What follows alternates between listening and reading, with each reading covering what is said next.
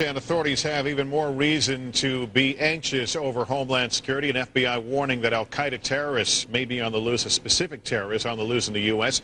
Also, the National Guard deployed to protect the nation's largest commercial nuclear power plant. Dan Abrams is keeping track of all Homeland Security developments. He's host of the Abrams Report and joins me now. Dan? Well, Lester, I can say that I've been relieved that I haven't been on the air very much in the last day, and that's because there hasn't been a lot to report, fortunately, on the home front security issues. So far, so good around the country.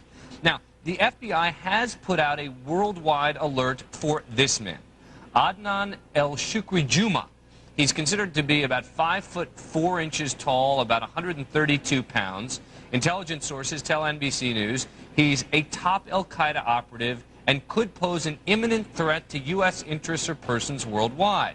Now, it's not known if he's in the country or he's overseas, but he certainly was here after 9/11. Now, these exclusive pictures show an FBI raid on his last known U.S. residence in Miramar, Florida.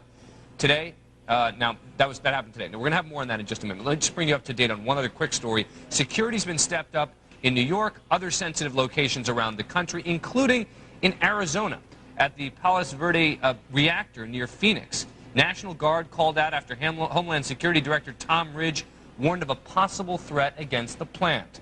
Now, to talk about some of these issues, terrorism expert Steve Emerson joins me on the set. Steve, first let's talk about this al-Qaeda operative who they are searching for. He trained as a pilot in the United States, and so if that's the case, you and I talked about this before, first of all, A, how do we know he's trained as a pilot in the United States? And B, if he did, why are we just hearing about him now?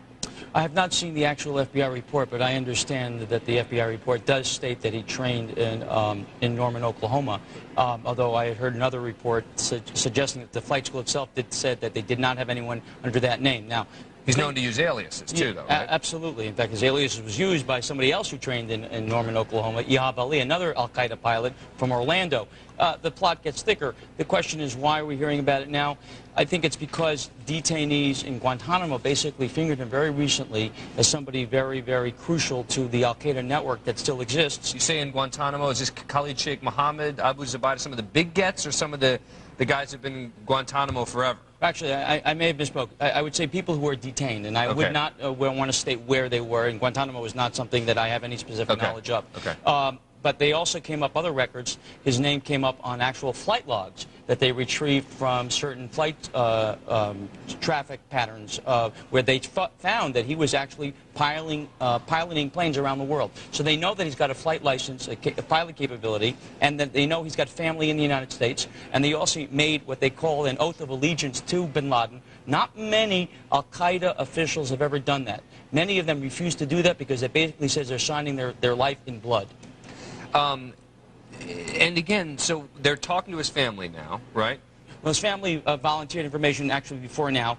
Some of it's coming out now, but his family was talking to the FBI in the last 6 months or so. How imminent do they view this? I mean, you've been speaking to FBI officials on the phone in the last hour or two. How nervous? I mean, you always sort of give us a meter of how serious, how imminent a particular threat is. Well, I think there's concern about this guy because he made bayat, as they say, the oath of allegiance. He definitely is known to have come to the United States. He's got a lot of different passports. He speaks different dialects. He can speak perfect English. This is a guy who's a master of disguises, and he can fly planes. When you put all that together, in fact, they don't know where he is today, although allegedly residing in Morocco, and we may find out by tomorrow morning whether he's still in Morocco. That would be a great sign of relief that they did find him there. Some people are going to say, boy, we've heard about these people who we need to suddenly find. And then it turns out with a lot of them, well, as it turns out, we got faulty information, or well, as it turns out, this guy's living happily in another country. On this one, should the level of confidence be higher than on some of the previous warnings? You're putting me on the spot. Level of confidence that they've collected. That this guy, that the picture we're seeing with the name below, and I know he uses aliases, but the picture, there's the picture, 5'4", 132 pounds, the parents who you say live in the United States, that this particular man is actually an imminent threat. Listen, I can't say that with 100% certainty because the FBI has been proven wrong in the past on some of these warnings. However, on this particular one, I believe that they are actually correct. They have multiple sources of information from intelligence, from electronic, from documents, and from the detainees. All of it points, and the family itself. family itself has basically confirmed his role in terms of being a radical Muslim.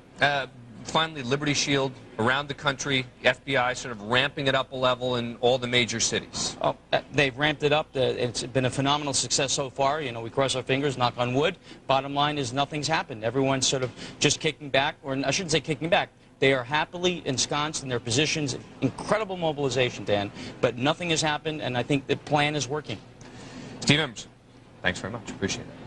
And we will continue to monitor issues of home front security throughout this war. Back to you, Lester. Dan, thanks. In fact, we'll have a report coming up in our next hour on that raid in Miramar, Florida today, in the search for that perhaps al-Qaeda suspect in the United States.